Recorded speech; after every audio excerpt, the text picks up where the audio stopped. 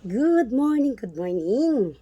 Shout out sa tanan namang mga supporters dyan. And just finished workout. Rock na rock si Lala for today. So, take note, every time after workout, lagyan natin ng towel yung back natin para hindi tayo mag-obo. Yan ha. Don't forget. And if we have time, anytime, pwede tayo ka-dancing sa ating bahay. Even busy tayo. Like yung ginagawa ko before, nagsusumba po ako. But right now, dito lang sa bahay kasi busy si Lalala. But of course, nagugutom na ako. This is my breakfast. Yan. So while I'm eating, I'll just give some kunting kaalaman na na-apply ko sa sarili ko about kung paano tayo mag-success sa buhay. But kain muna tayo, nagugutom si Lalala. Yan. Nama ang apple. So sabi ko kanina about success ko nang dapat gagawin. So ito, ang i-share ko sa inyo ay na-apply ko na ito sa sarili natin.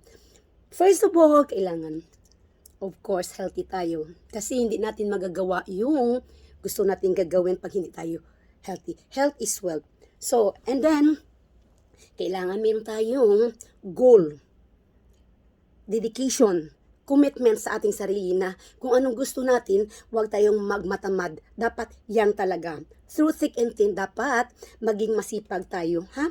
To reach kung ano man ang minimiti natin dito sa buhay. So, anything, kung ano man ang mangyayari, more negative, always think positive. Maging masipag sa ating sarili.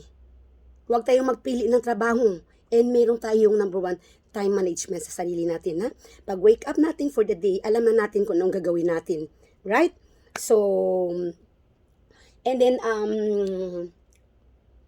no matter what trials na dumating sa ating buhay, put it on our mind na kaya natin ito.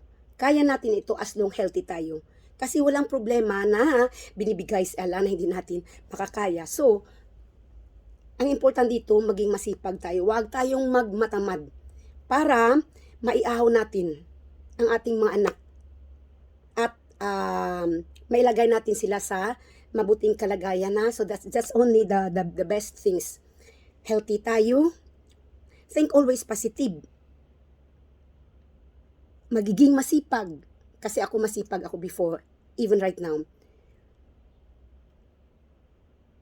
Wag dibin ko na ng mga problema dyan kasi if there is a problem, there is a solution. So, yan lang ha. Health is wealth. Meron tayong goal or dedication, time management. Maging masipag. Wag mag-give up para makuha natin ang minimiti natin sa buhay. Okay? And thanks for watching. Salamat sa lahat. Sa mga supporters namin dyan. And pakishare na lang please ng mga videos and don't skip ads para again, always ko sinasabi ito, ha? Para kung may earn na tayo, makatulong tayo sa charity. Ha? And bless us all for today. Lalala, yan. Ano ko lang, kinakain, ha? See you later. Kita-kita tayo, 11 to 12, kantahan tayo. Bless us all for today.